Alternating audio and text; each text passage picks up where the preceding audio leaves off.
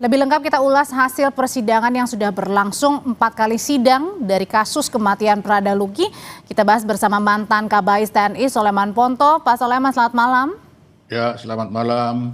Hadir juga bersama saya ada pakar hukum pidana Heri Firmansyah. Mas Heri, selamat malam. Selamat malam, Assalamualaikum warahmatullahi wabarakatuh. Waalaikumsalam, saya mau ke Pak Soleman dulu. Pak Soleman, 4 kali sidang sudah berlangsung dan saya mendengar ini keterangan-keterangan terdakwa maupun juga dakwaan termasuk juga saksi. Pertanyaannya apakah sebegitu kerasnya begitu Pak Soleman? Ya. Apa yang terjadi keseharian di dalam militer kita ini? Ya, memang keras. Itu bayangkan, itu teman sendiri kalau ketangkap musuh. Bagaimana? Kenapa sampai sekeras itu, Pak Soleman? Ya itu tadi bilang, kalau musuh yang nangkap, apakah lembut? Pasti lebih keras dari itu kan? Kan standarnya, kalau dia tertangkap musuh, pasti akan disiksa untuk minimal ditanyakan, di mana pasukan utamamu? Kan itu. Jadi dalam kasus Prada Luki ini dengan keterangan-keterangan yang masih berlangsung ya, sidangnya masih 4 kali dimulai gitu, masih ada sidang-sidang berikutnya dan pemeriksaan saksi lainnya, adalah ini memang sebenarnya dengan keterangan-keterangan ini sebenarnya ini hal yang biasa dilakukan begitu dalam keseharian seorang militer? Di militer itu biasa itu. Itu udah biasa kita itu menerima seperti itu bukan hal yang luar biasa. Itulah sebabnya. Karena kita masyarakat biasa yang mendengarnya luar biasa. Iyalah, kita tentara kok. Kan kita dilahirkan bukan untuk bertempur dengan orang sipil, bertempur sesama militer. Sesama militer ya sama kerasnya. Terbayang enggak kalau kita ditangkap musuh? Kira-kira dipaksa seperti itu enggak? Tapi bukan berarti artinya dengan kekerasan itu menyebabkan orang meninggal ya? Nah itu kan makanya di KUHPM diatur tindakan atasan terhadap bawahan yang mengakibatkan bawahan itu mati, kan itu ada pasal 131 itu 9 tahun. Pak Soleman, tapi bagaimana caranya membedakan antara tadi memang keseharian biasa saja kalau misalnya ada yang salah kemudian ditindak dengan kesengajaan yang berujung pada kematian seseorang? Yang jelas tidak mungkin ada kesengajaan penghukuman itu untuk membunuh orang, itu pasti tidak. Tetapi penghukuman seperti itu untuk pembinaan berujung kematian itu bisa. Tetapi itu direncanakan untuk dimatikan pasti tidak. Itu sudah pasti itu. Tetapi kalau akibat dari penindakan seperti itu mengakibatkan kematian, ya bisa saja. Tapi kan harus butuh bukti dalam juga kan Pak Soleman untuk membuktikan ya, apakah ada unsur. Mau dibuktikan atau tidak, tapi yang jelas tidak mungkin atau tidak ada atasan itu merancang pembunuhan dengan penyiksaan seperti itu, pasti tidak. Tapi kalau merancang untuk pembinaan, iya. Akibat pembinaan itu kelewatan mengakibatkan orang mati, bisa saja. Itu masuk unsur pidana? Ya masuklah. Kan ada pasal 131 KUHPM. Kalau pasalnya KUH Perpidana Umum itu 7 tahun cuma 351. Tapi kalau KUHPM 131 itu perbuatan atasan terhadap bawahan yang mengakibatkan bawahan itu meninggal. Itu ada. Oke, Mas Heri, kalau pandangannya Mas Heri sendiri bagaimana sebenarnya? Gimana caranya membedakan antara tadi memang keseharian yang kemudian begitu di dalam militer sendiri itu kemudian merupakan suatu pembinaan dengan unsur kesengajaan nih? Ya, tentu dalam kita melihat ini tindak pidana atau tidak, kita tidak menegasikan dulu lah masalah budaya atau culture yang terbangun di instansi ya, tapi kita melihat perbuatan materialnya bahwa ada yang meninggal dunia. Maka dalam KUHPM tadi sudah disinggung Undang-Undang 31 tahun 1997 kan juga sudah diatur di pasal 131 kan, kalau meninggal mengakibatkan kematian maka sanksi pidananya adalah 9 tahun penjara. Nah, ini jadi hal yang perlu kita catat betul ya, bahwa hal ini pun di dalam KUHPM juga dianggap sebagai satu perbuatan pidana. Masalahnya kan yang tadi pertanyaan Mbak Audrey itu adalah lebih mengarah ini kesengajaan atau tidak, begitu kan? Yang menyebabkan seorang ini sampai meninggal. Ya, kalau kita lihat dari dakwaan itu kan tadi 131 ya. ada penganiayaan yang dilakukan. Nah, penganiayaan yang dilakukan ini pastinya ada unsur kesengajaan ya ketika melihat dari luka-luka yang ditimbulkan. Nah, persoalannya apakah ini spontanitas atau direncanakan tadi kan? Ini yang kemudian harusnya jadi perhatian dalam persidangan. Yang harus diungkap adalah di fakta persidangannya nanti. Untuk digali lebih jauh dari keterangan saksi begitu ya, hasil bukti visum misalnya yang dimiliki, dan juga mungkin ada informasi-informasi sumber lain yang bisa digunakan dalam memberikan keyakinan hakim untuk memastikan ini ada unsur kesengajaan atau tidak. Karena kalau mau didorong ke arah yang lebih berat, walaupun di pasal 6 KUHPM itu kan ada juga pengaturan mengenai pidana sanksi yang maksimal, yaitu pidana mati misalnya. Tapi kan kalau sudah menggunakan ketentuan pasal 131 ini sudah tertutup kemungkinannya untuk karena dikenakan pasal penganiayaan maksimal 9 tahun penjara gitu ya. Ya, penganiayaan itu kan berarti ada rentetan kekerasan yang dilakukan ya. Berarti tidak langsung serta-merta menimbulkan kematian. Seperti kalau kita melihat di KUHP ya kan ada 338 pembunuhan biasa dan pembunuhan berencana mord dalam pasal 340 KUHP. Mas Eri, ini gimana caranya membuktikan tadi kan kalau ada unsur dugaan penganiayaannya berarti ada unsur dugaan pidananya. Tapi yang ini dilakukan berjemaah ya 22 orang karena yang sudah ditetapkan sebagai tersangka dan kini sudah terdakwa. Gimana caranya mengetahui ini ada unsur kesengajaan atau enggak? Apakah harus dicari dulu siapa dalangnya, otaknya? Ya, jamaah ini biasa kalau berpikir buat positif ya, tapi kan yang dimaksud tadi Mbak Audrey adalah dilakukan secara bersama-sama dan lebih dari satu orang pelaku, maka memang tentunya pasti ada katakanlah orang yang sebagai aktor intelektualnya lah begitu ya, orang yang sebenarnya dari awal punya peran paling harus dominan. Harus diketahui dulu itu juga? Ya, peran paling dominan. Mungkin dalam proses penyidikan kan tidak langsung serta-merta bisa menemukan hal itu, Mbak Audrey, itu secara teori memang demikian. Tapi pada faktanya ketika kita bicara tentang penyidikan ini kan kayak kita menemukan puzzle dan ingin menjawab dari puzzle itu kan, mana yang bagian wajah gitu kan, body sampai kepada tubuh bagian belakang ekor misalnya kalau dia punya ekor begitu. Jadi hal ini menurut saya sah-sah saja misalnya menyasar pada tidak langsung atau tidak bisa langsung ditemukan ya pelaku intelektualnya. Tapi dari keterangan-keterangan tadi itu kan akhirnya mengerucut pada satu kesimpulan kan bahwa ada pihak yang mungkin mengkomando hal itu. Nah ini yang menurut saya perlu untuk lebih diuraikan, lebih dieksplorasi dalam sidang pengadilan nanti. Dan kemungkinan ini adalah atasan begitu, tidak tertutup kemungkinan untuk bawahan-bawahan kan yang mengeksekusi langsung begitu? Ya bisa saja, tapi dalam KUHPM itu kan sebenarnya ada juga tidak hanya delik komisi ya, ada istilahnya delik omisi, nanti izin Pak Sulaiman mungkin juga bisa menyampaikan begitu kan. Ketika dia tidak melakukan sesuatu yang harusnya jadi kewajiban hukumnya, misalnya menghentikan sesuatu yang seharusnya dihentikan berdasarkan kepangkatannya tadi, juga bisa dikenai satu perbuatan pidana. Dan itu yang tadi banyak di sidang kita dengar sebenarnya, bagaimana kalau seorang atasan dengan pangkat ini melakukan pembiaran ya? Ya harusnya dia bisa nggak betul tadi melakukan sesuatu untuk menghentikan hal itu begitu. Seharusnya bisa nggak Pak Sulaiman ketika atasan begitu melihat bawahannya dianiaya harusnya bisa menstop? Berarti bisa. Artinya ada will atau enggak begitu ya? Bisa lah, atasan pasti bisa, namanya atasan raja. Kenapa kemudian dibiarkan?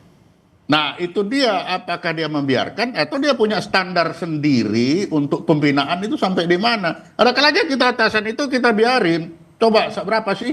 Tapi ternyata kebablasan ya nasib itu. Standarnya standar pembinaan itu gimana Pak Sulaiman? Biar kita tahu nih antara standar memang untuk pendisiplinan dengan penganiayaan. Ya kayak itu tadi sebenarnya kalau kita itu sudah tidak aneh mendengar itu, hanya apakah kebablasan ataukah memang standar si fisik anaknya ini kurang, kan kita belum tahu. Tapi kalau hal yang begitu itu biasalah, kalau di dalam kehidupan tentara itu bukan hal yang luar biasa itu pembinaan seperti itu. Karena saya juga orang awam gitu ya, masyarakat biasa Pak Sulaiman. Jadi gimana nih batasan-batasan yang bisa kita terima di logika kita antara tadi tindakan untuk pendisiplinan seseorang untuk mengarah ke lebih baik sebagai tentara dengan tadi ada unsur pembiaran, penganiayaan, bahkan sampai menimbulkan korban jiwa. Makanya kalau kita lihat aja tadi kan pasal 131 itu tindakan atasan terhadap bawahan yang mengakibatkan bawahan itu mati. Nah itu kan itu. Berarti adalah itu tanggung jawab yang paling atas. Iya itu. Tapi yang jelas di situ tidak dilihat bahwa seorang atasan tidak akan merencanakan pembunuhan, pasti tidak. Tetapi tindakan-tindakannya yang dapat mengakibatkan kematian, iya bisa terjadi. Itulah sebabnya lahirlah 131 itu. Berarti kalau permintaan dari orang tua korban Pradaluki meminta untuk pengubahan pasal menjadi pembunuhan berencana, artinya bisa atau nggak Mas Er? Nanti ya usai jeda ya, tetap bersama kami di Sapa Indonesia Malam.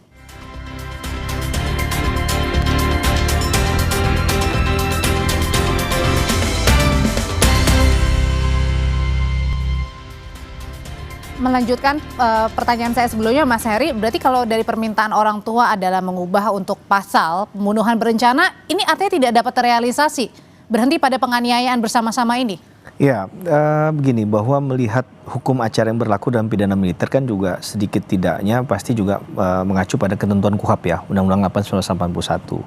Di ketentuan pasal 144 kalau nggak salah, atau 141 gitu, berkaitan dengan perubahan dakwaan itu dibolehkan hanya satu kali sebelum sidang dan itu pun tidak mengubah perbuatan pidananya. Jadi kalau jenis perbuatan pidana kan berkaitan dengan ancaman sanksi pidana, Mbak Audrey. Maka ini yang kemungkinan besar tidak akan terjadi begitu ya, karena sudah apalagi sudah menyentuh pada pembuktian begitu kan, sudah ada keterangan saksi yang digulirkan, sudah terlambat untuk melakukan hal itu. Dan mungkin auditor militer yang sebagai hal ini adalah jaksa penuntut umum dalam konteks pidana umum, peradilan umum itu juga melihatnya bahwa ketentuan pasal 131 ini unsurnya yang lebih dekat untuk terpenuhi gitu ya. Tadi sudah dikatakan ada tindakan dari atasan ke bawahan dengan kekerasan tadi kan yang menimbulkan kematian, maka ancamannya 9 tahun.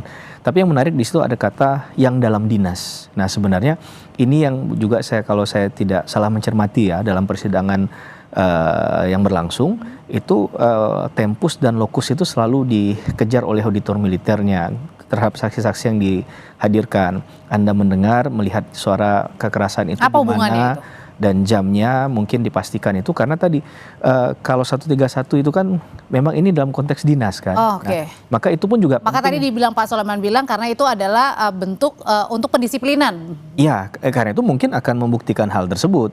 Tapi setidak-tidaknya kalau tidak terbukti pun maka itu yang akan jadi guidance hakim kan untuk menilai bahwa ini sebenarnya konteksnya di luar katakanlah tadi upaya untuk memberikan pembelajaran dan lain sebagainya, berarti tidak muncul di sana kan. Maka menurut saya kata itu sebagai unsur yang membentuk pasal 31 KUHPM itu juga perlu diperhatikan.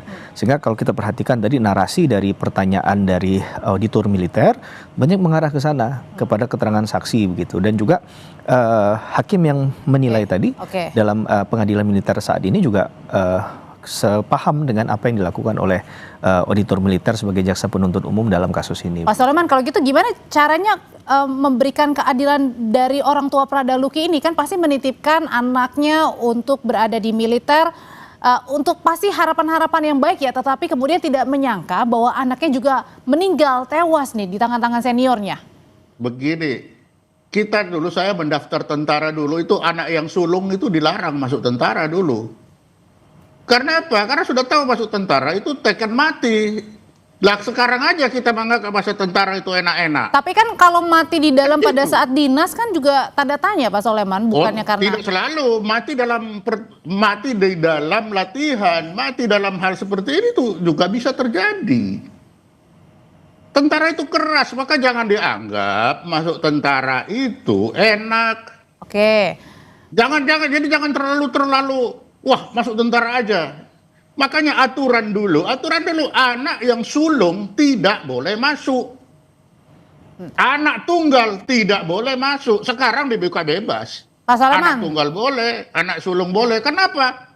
Kalau terjadi apa-apa ya begini, ini tuntutan orang tua. Tapi kalau misalnya pada saat Pradaluki atau almarhum ya, atau katakanlah prajurit-prajurit lainnya sudah meminta ampun begitu, kenapa masih dibiarkan hingga akhirnya merenggut nyawa? Itu pada seniornya itu minta ampun dianggap cengeng malah. Lebih baik diem. Pengalaman saya ya, lebih baik saya diem. Semakin saya ampun senior, tambah dihajar. Kamu gitu aja cengeng. Nah itu. Baru kita, belum kalau musuh. Kamu kasih tahu tentu tempat kita. Nah itu kan gitu. Jadi standarnya jangan melihat standar Orang sipil standar, lihatlah kalau dia tertangkap musuh, seperti apa musuh memperlakukan dia itu untuk mendapatkan keterangan. Misalkan di mana teman-temanmu posisinya? Lah kalau baru sebentar dipukul langsung dia Oke, baik. menyawa, kan kacau itu, hancur semua teman. Tapi kalau kalau menurut pandangan Mas Heri sendiri, apakah harus ada mungkin ya tidak terlalu keras-keras banget atau gimana nih? Yeah. Enggak, supaya karena kan ini kan Yeah. bukan tewas karena di medan perang, tapi ini karena pada saat dinas sendiri. Ya, kalau kita mengacu pada mungkin nanti akan harus by data ya, datanya misalnya ini bukan hanya sekali terjadi, maka harus ada evaluasi. Nah, ada nggak evaluasi itu agar kemudian tidak terulang kembali korban yang jatuh? Atau tadi saya sepakat dalam proses pemilihan katakanlah calon anggota TNI itu diperhatikan betul masalah fisik tadi kan, dan juga ada nggak surat ya katakanlah ya maksudnya surat dalam hal ini kesepakatan dari pihak orang tua dan lain sebagainya terhadap apa yang terjadi selama proses berlangsungnya kedinasan tadi begitu ataupun selama dia bertugas. Nah ini kan sebagai orang sipil tentu saya menganggap hal ini sama seperti Mbak Audrey, sesuatu yang luar biasa karena kita tidak terbiasa dengan hal semacam itu begitu, tapi ketika ditarik ke ranah militer ini kan pandangannya berbeda. Nah ketika militer juga yang menyidangkan, pelakunya militer, korbannya militer, terjadi di tempat militer, nah ini kan seharusnya ada sense yang tidak hanya nanti bicara dalam konteks militernya saja kan, tapi juga sisi kemanusiaannya dan juga batasan tadi agar jelas sebenarnya batasan itu seperti apa untuk melakukan pembelajaran. Kalau ada kesalahan kan mungkin sampai maksimalnya ya, ada kesalahan berat, ada kesalahan sedang, ada kesalahan ringan kan. Ini masuk kategori yang mana? Maka kita harus tahu pelanggaran apa yang dilakukan dan aturannya secara teknis, secara tertulis itu apakah memang sudah diatur terkait hal itu. Sudah diatur belum enggak sih Pak Soleman? Ya. Itu tadi saya bilang kan sudah ada, makanya di tentara itu undang-undang disiplin maupun pidana itu undang-undang.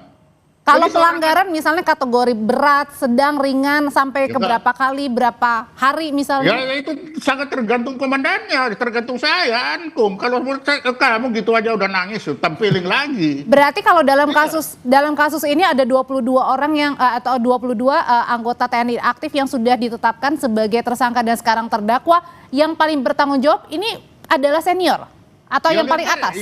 Ya kita bisa lihat aja di persidangan siapa yang nyuruh, apakah wah ini anak sudah sekarat kok nggak ditolong atau di apa, ya kita lihat aja di waktu di persidangan itu.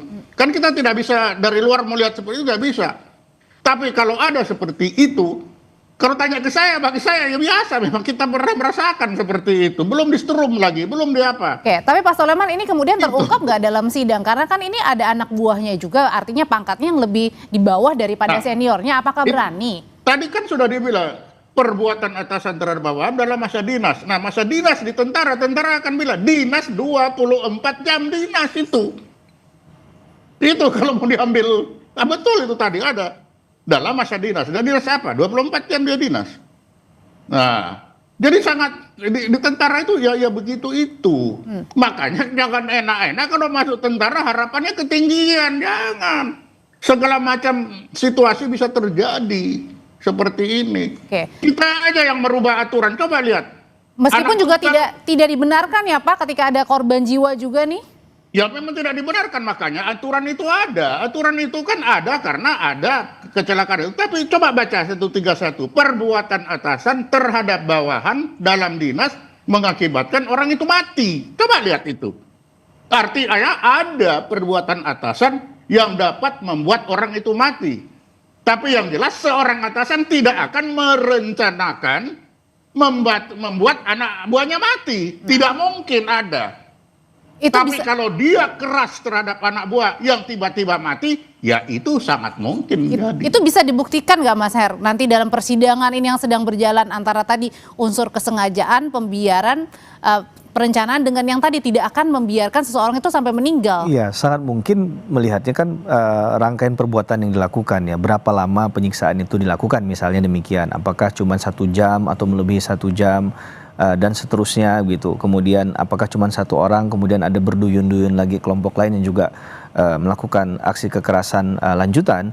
Dan ini juga menurut saya jadi satu rangkaian perbuatan yang akan jadi penilaian hakim nantinya, dan auditor militer sebagai posisi untuk melindungi dan melakukan perjuangan terhadap keadilan bagi korban pasti akan berusaha untuk mengungkap fakta-fakta tadi ya, dengan dasar itu sebagai pedoman nantinya bagi hakim dalam memutus, Mbak Audrey, gitu. Gimana kalau gitu juga pertanyaannya, gimana kalau tadi karena masih dalam berdinas itu merupakan sesuatu hal yang biasa, gimana caranya juga membuat orang tua korban ini merasa ya lega dengan keputusan maksimal nanti pada saat vonis? Iya, sekarang bola yang menggelinding ini mengarah kepada hakim ya, karena hakimlah yang nanti akan memutus melalui ira-ira putusannya, pertimbangan hukum hakim untuk menilai keadilan apa yang pantas bagi korban. Harapan korban pasti sama yang diwakili oleh keluarga, yaitu dihukum seberat-beratnya. Bahkan mungkin tidak hanya pidana pokoknya saja, karena kan ada pidana tambahan tuh dalam pasal 6 KUHPM. Termasuk sanksi paling beratnya menurut saya adalah pemecatan secara tidak dengan hormat. Artinya kalau dipidana maksimal 9 tahun itu tidak memuaskan, bisa saja pecat dari kedinasan ya? Jadi plus oh, plus ya. Okay. Ditambah dengan hal itu. Belum lagi karena sekarang ada restitusi misalnya yang diupayakan lewat LPSK. Nah, saya tidak tahu apakah hal itu akan diupayakan dari awal atau tidak. Tapi setidaknya peluang tadi untuk pertanyaan Mbak Audrey untuk memenuhi rasa keadilan bagi keluarga korban gitu, yang ditinggalkan. Oke, kalau gitu singkat saja Pak Soleman, perlu ada evaluasi nggak untuk terkait dengan tadi ya pada saat untuk pendisiplinan, kemudian mungkin agak sedikit dilonggarkan atau mungkin ada rule-nya yang mana sedang berat kategori pelanggaran? Kalau yang mau masuk itu ya hitung diri baik-baik lah. Ya itulah tentara ya begitu. Tentara satu orang dipukul 22 orang biasa kok itu. Bukan hal orang biasa. Kalau banyak itu lawan satu, bukan hal yang luar biasa, itu biasa. Makanya kalau yang mau masuk, betul-betul siapkan fisik, siapkan mental, termasuk orang tua, siapkan semua mental. Masuk tentara bukan untuk masuk enak-enakan, tapi ya seperti begitu. Meskipun tidak kita benarkan juga ya sampai menyebabkan korban jiwa. Bagi saya dibenarkan karena kita berhadapan dengan musuh. Jangan sampai kita menurunkan standar hanya gara-gara 1-2 orang. Gak bisa begitu.